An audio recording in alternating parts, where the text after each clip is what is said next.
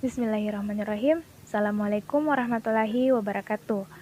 Nah, adik-adik, kali ini kita akan membahas tentang informasi dalam teks editorial sesuai dengan pembelajaran kita pada hari ini. Nah, kompetensi dan indikator yang akan dicapai ada 4 indikator dan 1 kompetensi dasar. Nah, adik-adik bisa baca di PPT. Kemudian, sebelum masuk di inti materi, kita mesti mengetahui apa sih itu teks editorial. Nah, teks editorial merupakan artikel utama yang ditulis oleh redaktur koran yang merupakan pandangan redaksi terhadap suatu peristiwa atau suatu berita, baik itu secara aktual, fenomenal, kontroversial, atau yang menimbulkan perbedaan pendapat. Dalam mengidentifikasi isi teks editorial itu di dalamnya itu terdiri dari beberapa poin utama yang dapat mempertegas bahwa beginilah caranya kita mengidentifikasi teks editorial.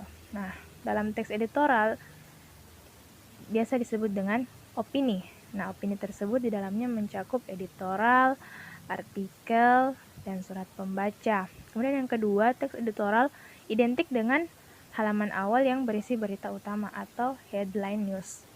Yang ketiga, pada bagian headline news atau berita utama, tulisan yang berbentuk teks editorial bersifat memberitahu pembaca melalui isi berita yang lebih spesifik atau yang bersifat khusus, bukan yang umum.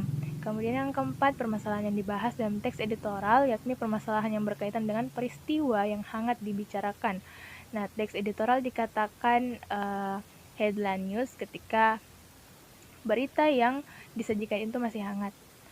Nah, kemudian yang berikutnya, dalam teks editorial terdapat fakta peristiwa yang dijadikan sebagai bahan untuk menghasilkan tanggapan redaksi atau untuk sesuatu yang ingin diberitakan. Nah, dan yang terakhir, gaya penulisan teks editorial hampir mirip dengan teks eksposisi. Cumannya tujuan dari teks editorial dan eksposisi ini sama, yaitu untuk menjelaskan maksud dan tujuan. Nah, contohnya itu mengenai proses, sebab akibat, klarifikasi, suatu peristiwa atau kejadian, definisi analisis, komparasi, dan kontras. Dalam teks editorial itu ada 9 yang mesti sangat-sangat penting untuk kita ketahui dari segi isinya. Yang pertama itu ada judul. Kemudian yang kedua ada latar belakang masalah. Nah, latar belakang masalah ini sesuatu hal apa yang ingin kita tulis atau yang ingin kita beritakan pada orang lain. Kemudian yang ketiga tokoh. Nah, tokoh ini di dalamnya mencakup pembicara yang akan kita wawancarai atau yang ingin kita telusuri. Nah, itu yang dimaksud dengan tokoh di dalamnya. Kemudian yang keempat itu ada masalah. Dalam sebuah teks editorial itu kita harus menemukan satu masalah atau tesis sehingga ketika ada masalah maka di belakangnya nanti ada solusi. Kemudian yang kelima, peristiwa yang disampaikan. Nah, ada peristiwa yang disampaikan. Setiap masalah itu mempunyai peristiwa yang ingin dibahas. Kemudian yang keenam itu opini penulis. Nah, opini itu merupakan suatu argumentasi atau suatu pendapat dari seseorang. Sehingga teks editorial itu terbentuk dan ada di belakangnya itu semacam pendapat dari orang yang menulis berita itu. Kemudian yang ketujuh, saran dan solusi permasalahan. Nah, dalam teks editorial juga terdapat saran dari pembaca ataupun dari seseorang yang ingin kita wawancarai terkait dengan permasalahan yang kita ingin bahas. Kemudian ada yang ke-8 yaitu simpulan dari A sampai Z itu tentang permasalahan-permasalahan sehingga kita menemukan sebuah titik temu dari permasalahan yang ingin kita bahas sebelumnya. Kemudian yang ke-9 itu sumber berita. Nah, sumber berita ini biasanya terdapat di akhir sekali dalam sebuah berita yang dituliskan miring. di bawah sekali. Seperti itu. Kemudian ciri-cirinya itu ada 5.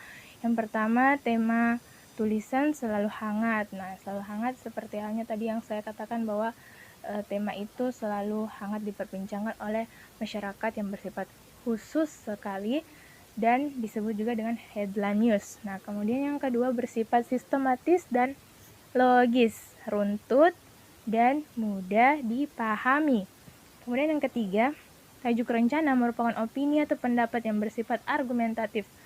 Nah, tajuk rencana itu merupakan suatu kejadian yang merupakan yang ingin dibahas terkait dengan pendapat atau pandangan orang lain yang bersifat argumentasi atau pendapat seseorang. Kemudian yang keempat, menarik untuk dibaca karena penggunaan kalimatnya itu singkat, padat, jelas, serta tidak bertele-tele. Kemudian yang kelima, biasanya berskala nasional. Berita internasional dapat menjadi tajuk rencana apabila berita tersebut memberi dampak kepada nasional. Nah, misalnya berita tentang COVID-19. Nah, COVID-19 kan awalnya itu diberitakan hanya di lingkungan Cina saja. Kemudian menjadi booming sehingga dikatakan dia tajuk rencana dari berita tentang COVID-19 itu sudah masuk mendunia, sudah dikenal oleh seluruh dunia, sehingga itu dikatakan berita itu bisa jadi dari nasional ke internasional, seperti itu. Kemudian ada manfaat dari teks editorial itu secara umum itu ada 3 yang bisa saya tuliskan. Yang pertama, memberikan informasi kepada pembaca. Oke. Yang kedua, bermanfaat untuk merangsang pemikiran pembaca. Nah, bukan hanya untuk merangsang saja, tetapi dari cara kita membaca ataupun membaca teks editorial yang orang lain tulis. Nah, otomatis pengetahuan kita itu mulai bertambah dan pemikiran kita itu menjadi lebih terbuka tentang suatu hal yang awalnya kita tidak tahu menjadi tahu. Kemudian yang ketiga, mampu menggerakkan pembaca untuk bertindak. Nah, sebelum kita menulis teks editorial dan mengenal lebih dalam lagi, nah, dalam teks editorial itu ada yang namanya fakta dan opini. Nah, ini fakta dan opini ini sangat dia itu beda-beda tipis persamaannya. Nah, kalau fakta itu hal atau keadaan atau peristiwa yang merupakan kenyataan terhadap sesuatu yang benar-benar terjadi. Misalnya, gempa bumi berkekuatan sekian-sekian skala Richter terjadi di Sulawesi pada tanggal sekian, jam sekian. Nah, seperti itu. Nah, kemudian kalau opini merupakan suatu penilaian, kritik, prediksi, atau dugaan berdasarkan fakta empiris, harapan, dan saran penyelesaian. Nah, opini ini belum tentu fakta, tapi fakta sudah tentu itu real itu. Kemudian fakta yang disajikan dalam teks editorial itu berupa peristiwa yang terkait dengan data-data yang ingin dibahas. Oh iya, fakta itu ya yang benar-benar terjadi ya. Kalau opini itu suatu pendapat dari diri kita sendiri terkait hal apa yang ingin kita bahas. Boleh jadi opini yang kita keluarkan itu belum tentu fakta, seperti itu. Kemudian, nah, pada buku Bahasa Indonesia halaman 87, saya sempat menuliskan berdasarkan di buku itu ada yang namanya teks editorial yang berjudul Kado Tahun Baru 2014 dari Pertamina. Nah, di sini ada 3 fakta, ada kalimat yang mengungkapkan bahwa terdapat fakta dalam teks editorial yang berjudul Kado Tahun Baru 2014 dari Pertamina. Nah, yang pertama itu Pertamina menaikkan harga LPG tabung 12 kg lebih dari 50%. Nah, itu sangat-sangat betul.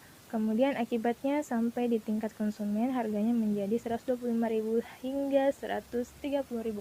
Nah, dari ketiga ini sudah dilihat bahwa ini merupakan kenyataan yang terjadi di lingkungan masyarakat kita pada saat itu. Kemudian nah, terkait dengan teks editorial tadi, dia juga mempunyai opini. Nah, sudah saya katakan bahwa teks editorial itu ada fakta dalamnya dan ada juga opini.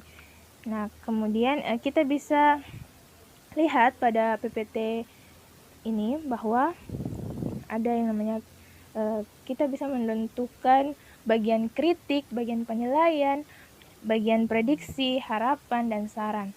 Nah, nanti kalian sesuaikan berdasarkan buku paket kalian. Nah, terima kasih.